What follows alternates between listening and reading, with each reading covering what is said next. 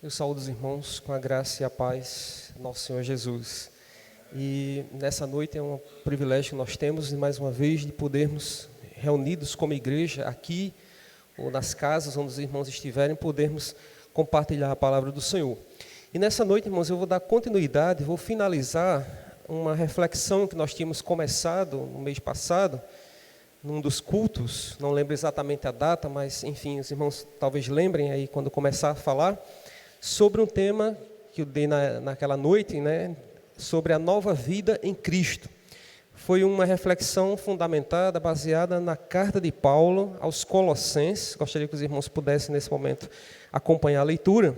No capítulo 3 de Colossenses. Como já disse, o título é A Nova Vida em Cristo. E nós vamos meditar nessa noite sobre algumas virtudes, né, que Paulo recomenda àqueles irmãos da igreja de Colossos ali, para que eles pudessem andar, né, na novidade de vida que eles tinham alcançado em Cristo Jesus, a nova vida que eles teriam a partir do momento que eles aceitassem, né, aceitaram a Jesus, né, como Salvador de suas vidas, se uniram e constituíram a igreja de Cristo, né, e Paulo faz algumas recomendações àqueles irmãos. E é sobre isso que nós vamos meditar nessa noite. Colossenses 3, na verdade a continuação hoje é do 15 ao 17, mas eu vou ler do versículo 12 para pegar a parte completa, né? Diz assim a palavra de Deus: Revesti-vos, pois, como eleitos de Deus, santos e amados, de ternos afetos de misericórdia, de bondade, de humildade, de mansidão, de longanimidade. Suportai-vos uns aos outros, perdoai-vos mutuamente, caso alguém tenha motivo de queixa contra outrem. Assim como o Senhor vos perdoou, assim também perdoai vós. Acima de tudo isto, porém, esteja o amor, que é o vínculo da perfeição. Seja a paz de Cristo o árbitro em vosso coração, a qual também fostes chamados em um só corpo, e sede agradecidos. Habite ricamente em vós a palavra de Cristo. Instruí-vos e aconselhai-vos mutuamente em toda a sabedoria, louvando a Deus com salmos e hinos e cânticos espirituais com gratidão em vosso coração. E tudo o que fizerdes, seja em palavra, seja em ação, fazei-o em nome do Senhor Jesus, dando por ele graças a Deus Pai. Amém. Os irmãos podem sentar-se.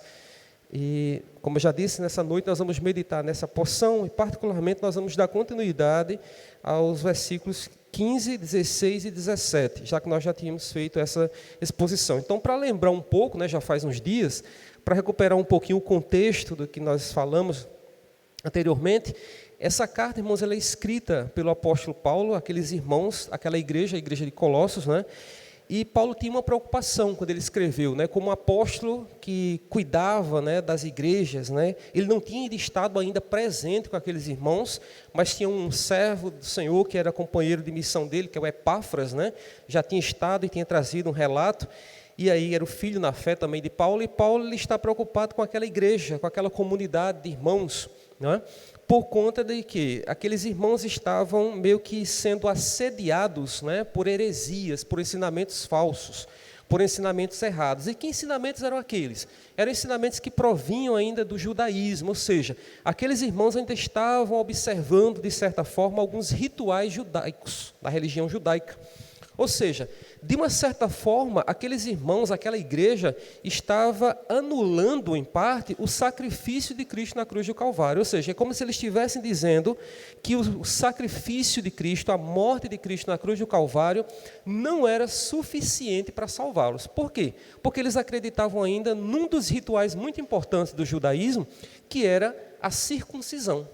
E a gente sabe que, na verdade, por meio de Cristo, né, nós já fomos circuncidados no coração. Né? Uma vez que nós aceitamos a Jesus, não é necessário mais essa prática, né, desse ritual.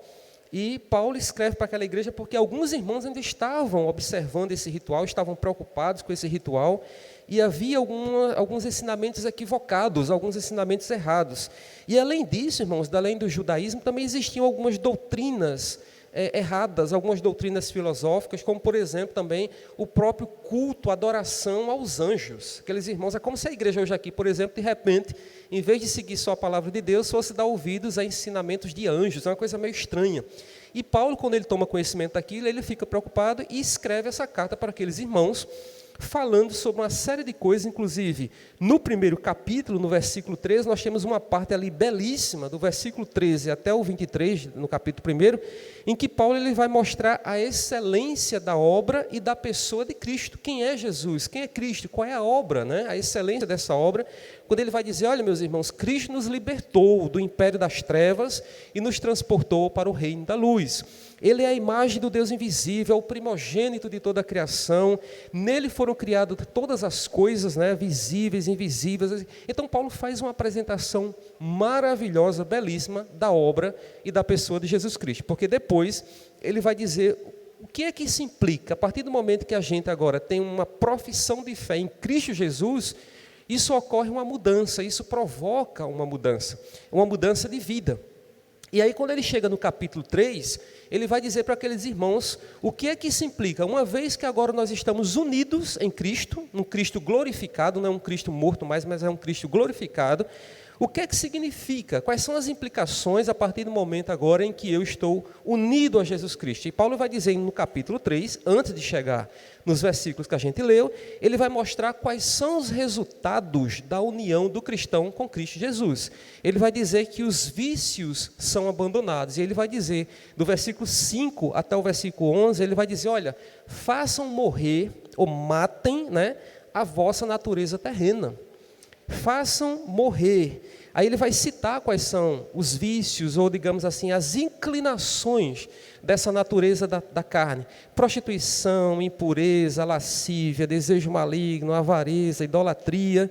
Depois ele cita mais coisas como ira, indignação, maldade, maledicência, linguagem obscena, mentira e uma série de vícios que ele vai mostrar.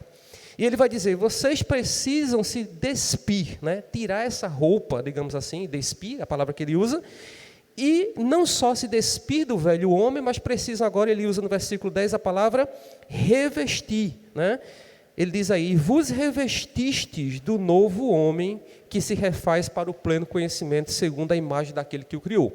Então ele está conscientizando aqueles irmãos, está mostrando àqueles irmãos que agora eles tinham uma nova vida, que eles tinham agora uma vida em Cristo, uma vida que significava que eles estavam unidos em Cristo Jesus.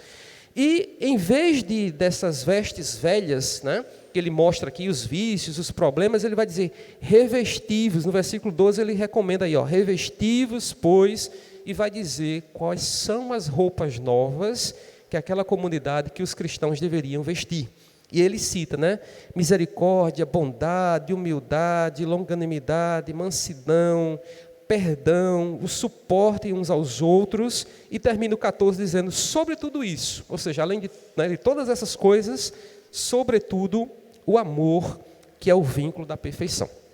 E aí a gente terminou da última vez falando sobre exatamente esse vínculo maior, que é o amor, que aí Paulo já tinha dito em outro momento, em Romanos, né? Que das três, né, a fé, a esperança e o amor, dos três, o maior é o amor.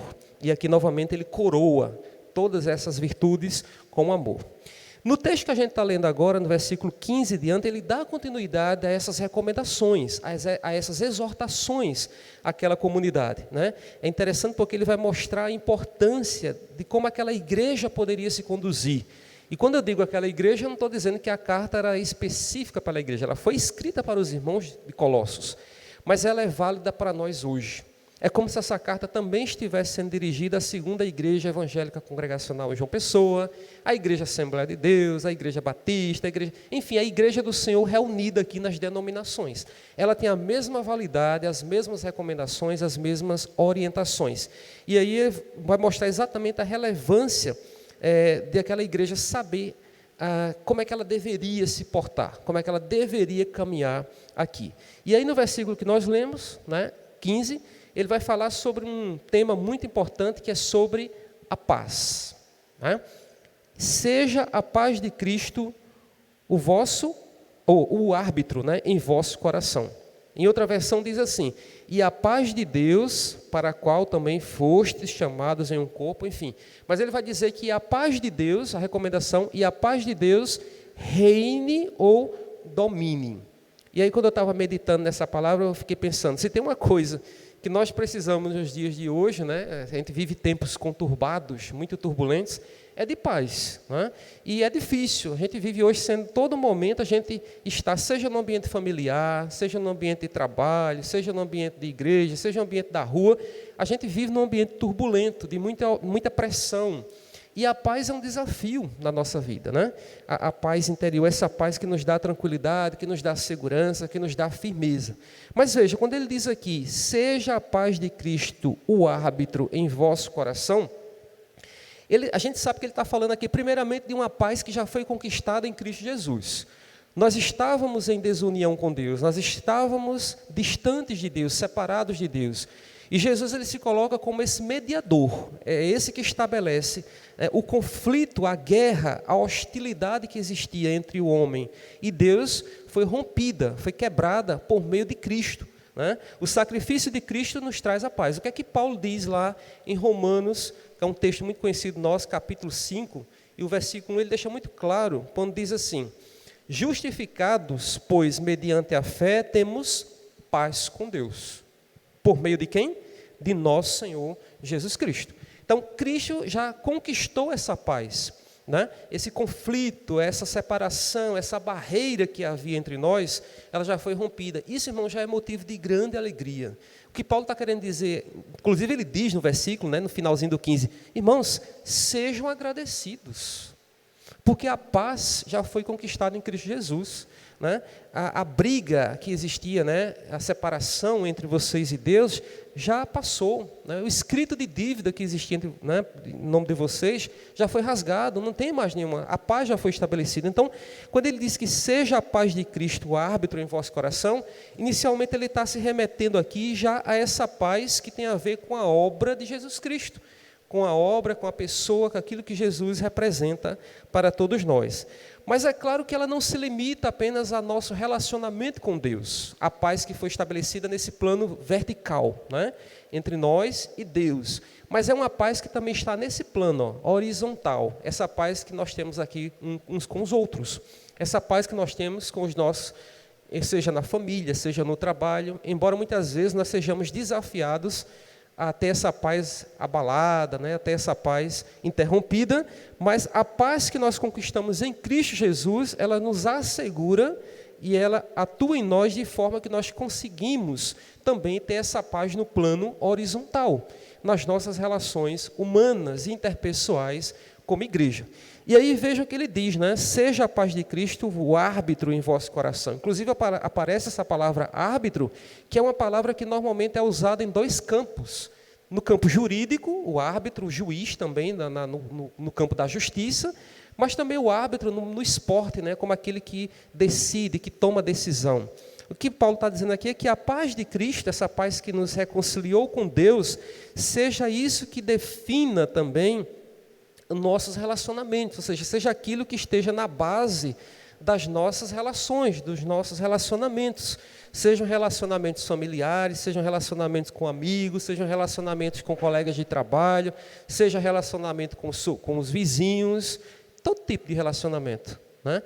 E aí, o que a gente chama atenção é para isso, é que é uma paz que já foi conquistada em Cristo Jesus. É aquilo que o versículo diz ainda: seja a paz de Cristo o árbitro em vosso coração, a qual, está falando da paz, também fostes chamados em um só corpo. O que esse corpo representa aqui? Paulo está falando da igreja. A igreja, a gente já sabe, a gente já aprendeu, já temos esse fundamento, né, sólido, de que a igreja é o corpo de Cristo. Cristo é o cabeça e a igreja é o corpo. Então, nós fomos chamados à paz, né, como ele diz aqui, em um só corpo. E aqui nós remetemos à questão da unidade, da união, da harmonia. Então, na verdade, irmãos, a igreja, se a gente pensar no conceito de igreja, ela tem essa ideia na base, é o conceito de unidade. Na verdade, a união, a harmonia, a unidade, ela é a própria vocação da igreja. Porque diz o texto que a igreja, o corpo, foi chamado à paz. Ou seja, nós temos a vocação, como igreja de Cristo, por natureza, de ter essa unidade, essa harmonia. E isso incomoda muito o mundo. As pessoas que não são regeneradas ainda, elas, pelo menos é o que a gente espera como igreja de Cristo, ela nos olha como igreja e isso, de certa forma, causa um estranhamento, porque nós vivemos num mundo que é um mundo de conflitos. As relações pessoais, primeiramente que o mundo já está em conflito com o próprio Deus. O mundo não está reconciliado com Deus ainda, não existe paz entre o homem e Deus que não foi regenerado nem aceitou a Cristo. Então, se não há esse relacionamento em paz, pacífico com Deus, consequentemente também não há essa pacificação com as próprias pessoas. E é por isso que a gente vê tantos conflitos, né? Eu não estou dizendo com isso que não haja mais conflito na igreja, na família, que agora a gente é salvo e nunca mais a gente vai ter nenhuma indisposição com ninguém. Não é isso. Mas é que quando há, o Espírito Santo de Deus imediatamente já mostra, já acusa, né? Aí que diz aqui, é o árbitro.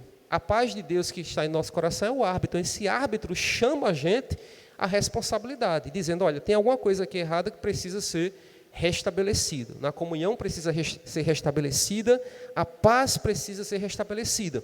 Então, consequentemente, a igreja, ela é esse lugar, né?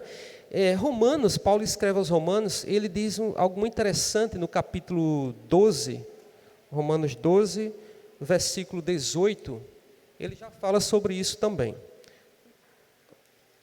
Romanos capítulo 12 e o versículo 18. Se possível, quanto depender de vós, tende paz com todos os homens. Né? Então ele já tinha alertado também, recomendando algumas virtudes aos crentes de Roma, aos romanos, e falar sobre isso, né? Sobre a nossa responsabilidade também, como membro, como do corpo de Cristo, na pacificação, na paz também. Portanto, irmãos, a obra, né, graciosa de Deus, por meio de Jesus Cristo, a favor de nós, ela resulta nessa paz, e essa paz, ela habita o nosso coração, e, portanto, o apóstolo, né, Paulo termina esse versículo dizendo isso. E sede agradecidos, né? Ele conduz aqueles irmãos, ele chama a atenção daqueles irmãos para que aqueles irmãos sejam agradecidos a Deus, assim como também nós, hoje, sejamos agradecidos a Deus por essa paz que foi conquistada na cruz do Calvário em Cristo, e a maior delas é a nossa reconciliação com Deus, né? Temos paz com Deus. E Jesus, claro, novamente, ele é o modelo, ele é a fonte, né, da verdade dessa paz que existe nessa relação entre nós e Deus, porque foi Ele que conquistou para nós essa reconciliação, essa união, essa harmonia em Cristo Jesus. Qual é a aplicação que a gente tira desse versículo, quando ele fala de paz, para as nossas vidas, né?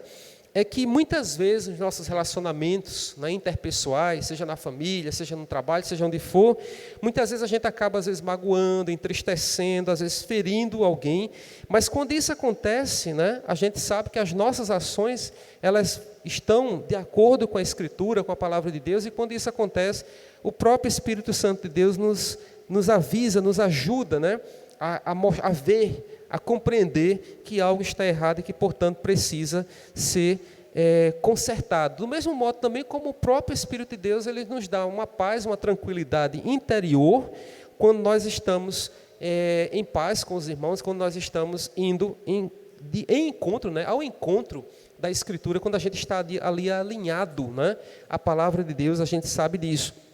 Então, precisamos, que esse versículo nos ensina, é nos sujeitarmos à paz de Deus todos os dias, em todos os momentos, em todas as nossas relações interpessoais. Precisamos nos submeter a essa paz. Filipenses, né, Paulo já fala também no capítulo 4, versículo 7, que é um texto bastante conhecido, Paulo já tinha dito isso. E a paz de Deus, que excede todo o entendimento, guardará o vosso coração e a vossa mente em Cristo Jesus. Ele está falando no versículo anterior sobre a questão da ansiedade, né? Que os irmãos não deveriam andar ansiosos por coisa alguma, e ele diz, e a paz de Deus, que excede todo o entendimento, guardará o coração de vocês, guardará a mente de vocês. Então veja esse ensinamento precioso que aqueles irmãos... Então, em resumo, o que é que Paulo estava mostrando para aqueles irmãos? Que a nova vida que eles estavam conquistando em Cristo Jesus, que essa nova roupa deveria ser vestida, essa roupa da paz, né? E que essa paz fosse o árbitro, né? Fosse aquilo que regesse toda a vida daqueles irmãos nas suas relações, principalmente como igreja do Senhor, né? Então, é importante isso porque muitas vezes a gente vê que no mundo aí as pessoas que não são regeneradas, as pessoas que não conhecem a Cristo, elas acabam fazendo coisas, praticando erros e elas não se incomodam. Às vezes elas ferem, elas magoam, né? Isso para elas é natural. Às vezes até que há quem ache isso um motivo de orgulho, de vaidade, né? Por achar, por magoar, por ferir. Mas para nós que somos cristãos, não. A paz de Deus, ela nos traz tranquilidade. E quando alguma coisa não está em sintonia, como igreja, essa paz ela é ameaçada e a gente sente que há alguma coisa ali que precisa ser restabelecida. Então, o Espírito Santo de Deus é que acaba sendo esse que vai encorajar, que vai mostrar, né, o que precisa ser corrigido. Mas ele continua aqui no versículo 16, falando ainda sobre essas virtudes que precisam ser cultivadas na vida daquela igreja, na nossa vida também hoje, e que demonstram a nova vida em Cristo, né, a nova roupagem que a gente vestiu em Cristo. Ele diz o seguinte, irmãos, 16: habite ricamente em vós a palavra de Cristo. Noutra versão ele diz assim: a palavra de Cristo habita em vós abundantemente. Muito, né? Abundante é algo que está, digamos, derramando ali, que está em abundância, em excesso. E ele diz isso: a palavra de Cristo habita em vós abundantemente, ou habite ricamente, que é outra palavra que é usada, ricamente. Por que Paulo está dizendo isso? Como eu disse no início, aquela igreja estava sendo acometida de heresias, estava sendo assediada por falsos ensinamentos. E a gente sabe qual é o problema dos falsos ensinamentos. É a falta da palavra. Uma igreja, uma comunidade cristã ou um cristão que não cultiva, né, o estudo, a meditação na palavra de Deus, ela é uma presa fácil para falsas doutrinas. Às vezes a gente está lendo essas cartas aqui, não sei se os irmãos já tiveram essa sensação. Aí você começa a ler Colossenses, Filipenses, Romanos, aí fala de heresias, de ensinamentos falsos, aí você diz assim: ah, mas isso era aqueles irmãos lá, isso não me atinge não, né? Isso é algo que não tem perigo. Eu conheço a Bíblia, mas, irmãos, existem tantos ensinamentos falsos que não são tão necessariamente assim claros, mas muita coisa sutil que chega até nós, até mesmo por meio de ensinamento da própria palavra. Só é ligar a televisão em alguns programas, principalmente de umas igrejas aí de madrugada, né, à noite, que a gente vê uns ensinamentos tortuosos. E aí, quem não conhece realmente a Escritura, é uma presa fácil. Aí por isso que Paulo diz: irmãos, habite ricamente em vós a palavra de Cristo. Se voltem para a palavra, se voltem para aquilo que foi ensinado. Porque vocês estão sendo presa fácil, alvo fácil de ensinamentos errados, de ensinamentos de heresias. Vocês estão sendo perturbados aí por ensinamentos equivocados, né? Então ele vai mostrando aqui que além daqueles irmãos deverem ser orientados e dominados pela paz, eles também deveriam o quê? Ser influenciados pelo ensinamento da palavra. Eles deveriam se voltar para a palavra. Porque depois de ter ouvido falar de Cristo, olha qual é o raciocínio de Paulo. No capítulo 1, a gente leu agorinha. A excelência da obra de Cristo e da pessoa de Cristo. Depois de ter ouvido falar de Cristo, da excelência da obra dele, da suficiência da obra de Cristo, e os irmãos voltarem para o cerimonialismo, ou seja, para a prática de rituais judaicos, como a circuncisão, isso é um retrocesso muito grande. É um retrocesso muito grande. É como se nós aqui na igreja, vamos fazer a comparação, é como se nós aqui na igreja hoje, depois de já termos ouvido tanto falar da palavra de Deus, já termos sido ensinados tantos, e de repente alguém aqui vai e diz assim: ah, vamos começar a voltar aqui a oferecer, matar um carneirinho, para expiar. Carneiro, toda vez eu erro esses animais, irmãos. Carneiro, bode, cabra, eu faço uma misturada, não adianta. Toda vez eu misturo. Eu vou estudar ainda esses bichos para depois dizer direitinho. Ovelha, cabra, bode, carneiro, sim, é tudo uma família aí. O fato, irmãos, é que é como se alguém quisesse voltar à prática do ritual judaico. Vamos aqui para perdoar os pecados, vamos oferecer, vamos acender uma fogueirinha aqui no hall aqui, vamos queimar Isso é um absurdo para nós. A gente acha isso estranho, mas era mais ou menos o que aqueles irmãos estavam sendo ensinados, não com relação a oferecer sacrifício, mas que eles deveriam, para completar a obra de salvação, eles deveriam ser circuncidados novamente. Então isso é um retrocesso. Paulo vai combater isso, dizer: olha, isso é falta de palavra. Isso é falta de escritura. É porque está dito aqui de uma maneira bem bonitinha, né? Habite ricamente em vós a palavra. Aí Paulo diz mais ainda, ó, instruí-vos e aconselhai-vos mutuamente, ou seja, uns para com os outros. Em outra versão ele diz assim, ensinando-vos e admoestando-vos uns aos outros. Só que para um instruir o outro, admoestar, que é exortar, orientar, dar conselho, um para o outro, era preciso que aquelas pessoas conhecessem a palavra de Deus. Né? Imagina que os irmãos hoje, chega alguém para vocês aí aflito, angustiado, com um problemão para resolver, e pede um conselho de vocês. Né? Como é que a gente vai agir? Inclusive, é uma situação bem... Eu sei que quem é líder, pastor, que trabalha com aconselhamento pastoral, é muito acostumado já, diariamente chega isso na porta, né? De vez em quando tem alguém lá batendo para orientação, para aconselhamento, né? Para isso. Mas imagine vocês, nós como cristãos, chega alguém na nossa casa com um problemão e para você ajudar, para você ensinar, para você admoestar. Você pode fazer um monte de estrago na vida daquela pessoa se você não tem o ensinamento da palavra de Deus. Né? Pode dar um conselho ali que você acha que está sendo certo, mas por não observar o princípio ou os princípios da Escritura, né?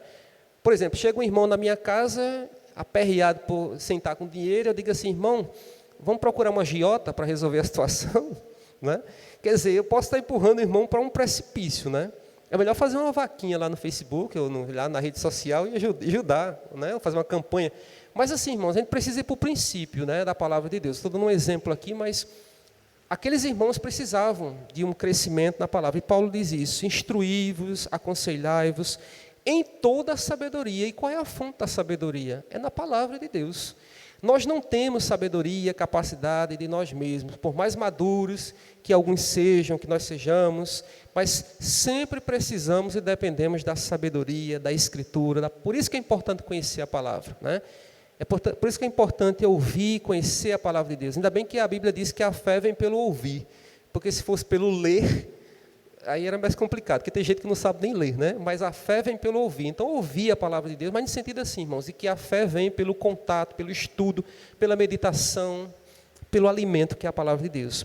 E aí Paulo diz, né, louvando a Deus, como é que a gente pode, então, ser instruídos, né, admoestados e ensinados uns pelos outros, né? E aí ele vai dizendo por quais são esses meios, essas formas. E ele diz, fazer isso, né? Instruí-vos e aconselhai-vos uns com os outros, louvando a Deus com salmos e hinos e cânticos espirituais. Ele fala isso aqui no versículo 16, né? A palavra de Deus precisa encontrar morada nos nossos corações e aquela igreja precisava realmente se conduzir dessa forma. O salmista, inclusive, diz lá no Salmo 119, versículo 11, o que é que diz lá? Um texto bem conhecido, que toda criança conhece, né? Escondi ou guardei a tua palavra no meu coração para eu não pecar contra ti. Está lá um princípio básico que está no livro dos Salmos.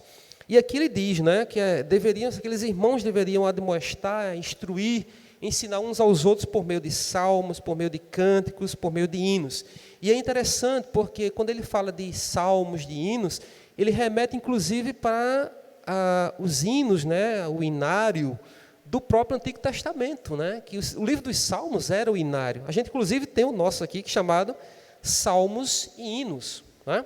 O nosso inário aqui, inclusive, ele é um inário que é fundamentado nas Escrituras. As músicas, as canções, as letras que estão aqui, salvo algumas poucas que ainda tem um deslizezinho, né? Tem umas aqui que, inclusive, existe estudo feito por irmãos congregacionais que mostram que, às vezes, há um pequeno deslize, mas, assim, os hinos nossos, irmãos, eles são fundamentados na palavra de Deus. Inclusive, isso é uma aplicação que nós fazemos também, um alerta para as nossas igrejas. A gente precisa ter cuidado com os hinos, com as músicas que são cantadas na igreja. Porque é uma forma, não pense que é só esse momento aqui que a gente aprende, não. O momento da exposição, da palavra de Deus, da reflexão, da mensagem. A parte do louvor também é um momento muito importante que a gente aprende. E aí aprende coisas erradas também, se a gente não tiver o filtro, se a gente não tiver o cuidado. E o que Paulo está dizendo é que esses salmos e hinos e cânticos deveriam ter como fundamento a palavra de Deus. Né? Deveriam ter como ter base, princípio, a palavra de Deus, para que aqueles irmãos pudessem ser edificados em Cristo Jesus. É claro que muitas vezes no momento de louvor, a gente não presta muita atenção porque é mais a emoção que está ali envolvida, né?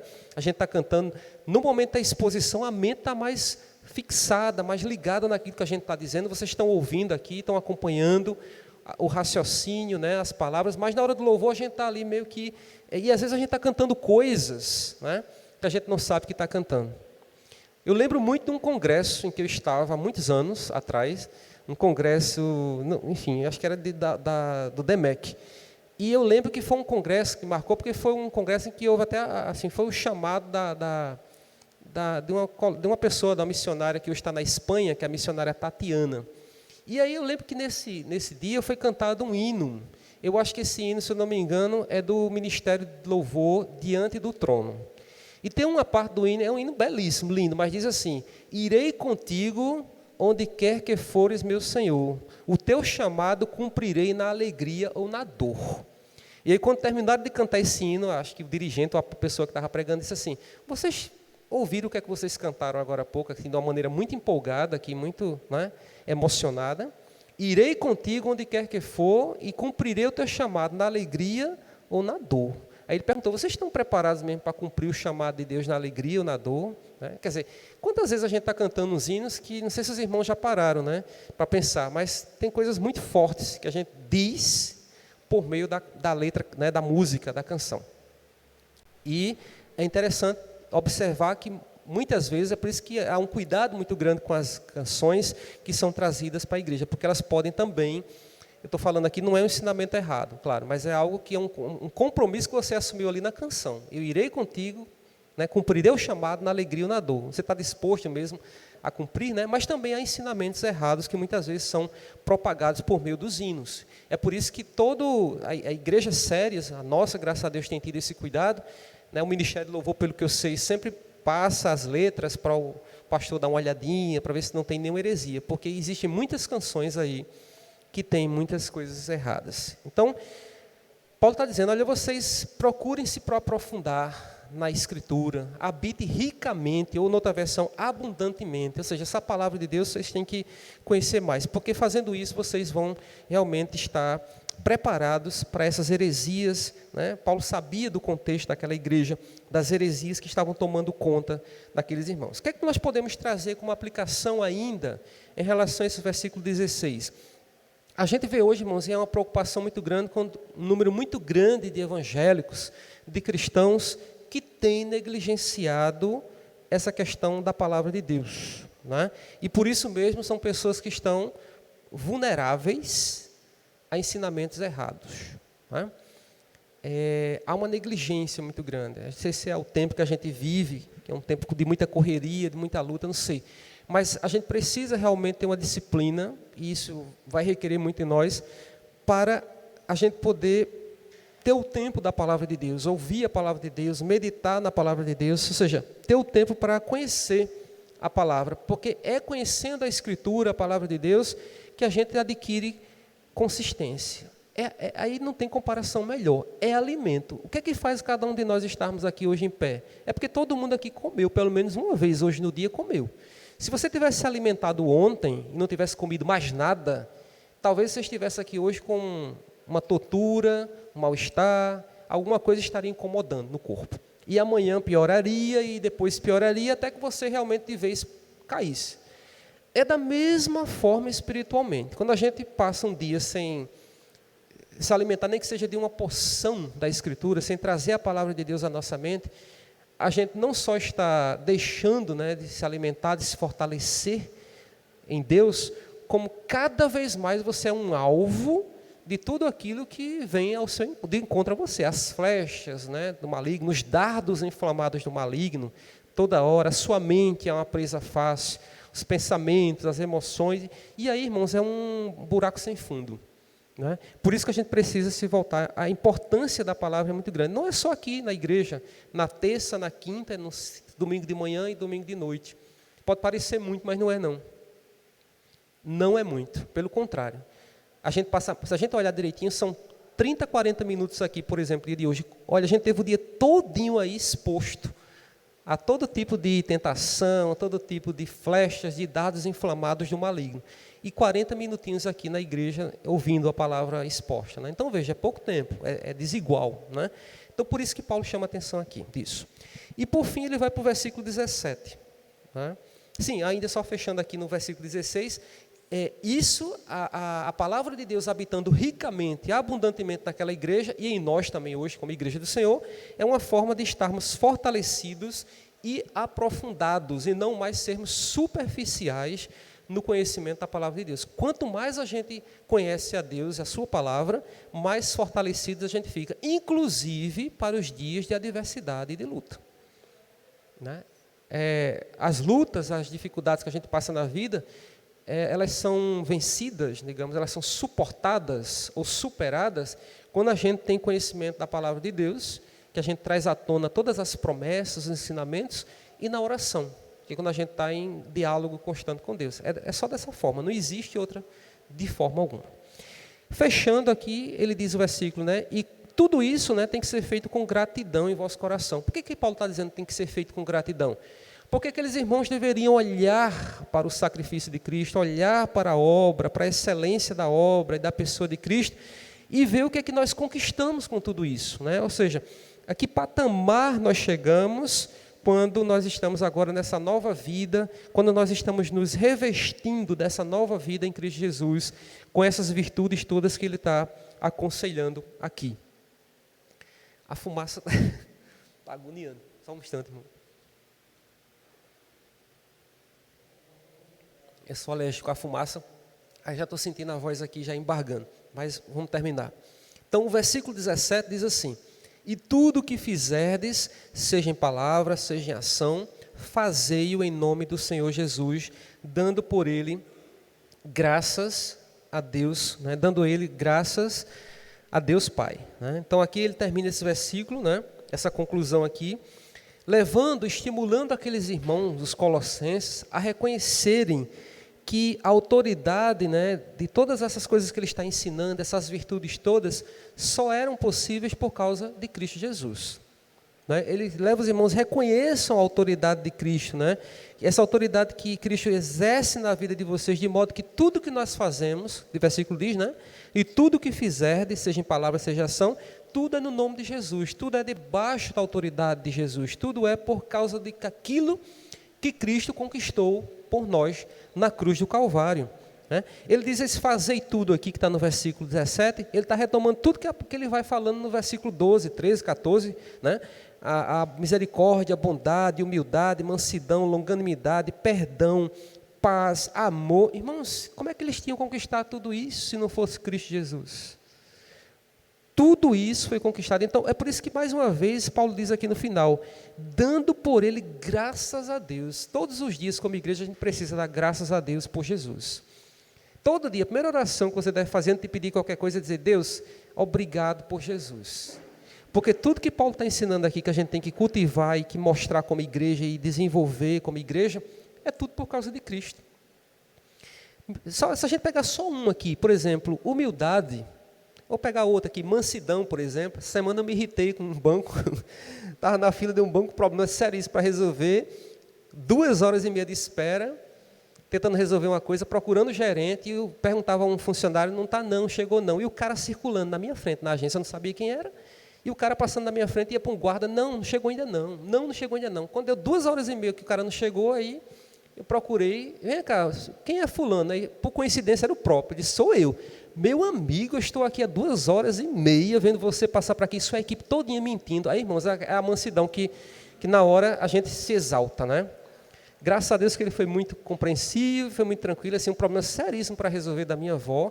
Aí eu fico pensando, mansidão é só uma virtude, e muitas vezes a gente não tem a mansidão, falta paciência, né? No trânsito, dentro de um carro, né? Quantas vezes a gente perde a mansidão? Né? Tomara que os vidros estejam fechados na hora para não ouvir, né? Mas é isso, irmãos. Se não é Cristo que conquista isso para a gente, não existe isso. Por isso que Paulo diz, dê graças a Deus, por Ele, por Jesus, a Deus. Agradeça porque Ele conquistou tudo isso. E no versículo também 15, né, que ele termina dizendo, e sede agradecidos, sejam gratos a Deus por Jesus. Porque Foi por ele que nós conquistamos todas essas coisas e nós vamos crescendo e exercitando. Estamos todos aqui em aprendizagem, até o dia que a gente partir daqui desse mundo, estaremos todos aprendendo a ser misericordioso, bondoso, humilde, manso, longânimo, perdoador, pacífico e outras coisas mais que a gente já viu aqui nesse texto, não é? Então, é isso que Paulo está ensinando àqueles irmãos, que agora, e tudo isso usando sempre o nome de Jesus, porque é sob o poder de Jesus Cristo, né, da influência do ensinamento do Filho de Deus, é que nós conquistamos todas essas coisas. E aí ele termina exatamente isso, dizendo, né, dando por ele graças a Deus. O motivo da gratidão daqueles irmãos, Paulo está dizendo, olha, o motivo deles deveria ser exatamente o reconhecimento de que a capacidade de fazer a vontade de Deus, a vontade do Pai, em tudo isso que a gente leu, só era possível por meio de Cristo Jesus. Um coração agradecido, um coração grato, que reconhecesse, né, que todas essas verdades aqui que ele está mostrando, só seriam possíveis por meio de Cristo Jesus. E é uma bênção de Deus podermos ter em nossas vidas e reconhecermos que a gente conquistou tudo isso em Cristo Jesus. E como igreja, né, que tem uma vida nova, é engraçado que essa palavra vida nova, a gente só pensa no novo convertido. Né? Quando a gente pensa nessas virtudes, a vida nova em Cristo Jesus é lá no início, quando aceita Jesus. Não, a vida nova é até ir embora, é a vida toda. A vida toda com Cristo é uma vida nova. E como vida nova a gente tem que buscar. Por isso que o título aqui na palavra, né, na minha versão, diz assim, as virtudes devem ser cultivadas. O que é cultivada? Como uma planta. Você planta e tem que regar, tem que botar água, tem que botar adubo, tem que cuidar, para aquilo ir crescendo bem. Então, a mesma coisa, as virtudes devem ser cultivadas. Isso é uma coisa que é plantada e cultivada todo dia. Para poder a gente ser manso, né, em Cristo Jesus, a gente precisa todo dia ter um exercício desse, de uma situação que leva a gente a pensar, né, como é que a gente pode ser manso. E aí, em várias situações, não precisa ser no trabalho. No trabalho a gente tem situações, né Josélia, com os pais dos alunos lá, imagino que em Gesso. Mas em casa também. Às vezes, né, a esposa, é o esposo, é o filho, é o cachorro, é o gato. Tudo pode tirar a paz, querer tirar a paz e querer fazer com que a gente regrida, né, na comunhão, ou na mansidão, na paciência e tudo mais. Mas é um exercício. E para isso existe algo muito importante dentro de nós chamado Espírito Santo de Deus, que habita e que geme, né? Ele diz que intercede por nós com gemidos inexprimíveis. Então, é Ele que nos ajuda a concretizar essa obra em nossas vidas, e a cada dia, né? E nós vamos crescendo, crescendo, até um dia sermos aperfeiçoados totalmente em Cristo Jesus, quando nós estivermos com Ele para todo sempre. Então, que Deus aplique essa palavra no nosso coração, que nós possamos ser edificados como aqueles irmãos que leram essa carta primeiro do que a gente, né? Faz muito tempo que essa carta foi escrita aqui, que tiveram a oportunidade de ler primeiro do que a gente, mas que hoje, muitos séculos depois, nós estamos tendo a oportunidade também de ler essa carta, que o nosso irmão escreveu para mim, para você, para todos nós também, e a gente vai aprendendo com ele, né, nos ensinamentos, como também ele aprendeu com Cristo Jesus e com outros irmãos que foram companheiros dele, né, na época dele, no tempo dele. Então, que Deus aplique essa palavra no nosso coração. Presbítero Jess, para encerramento aqui.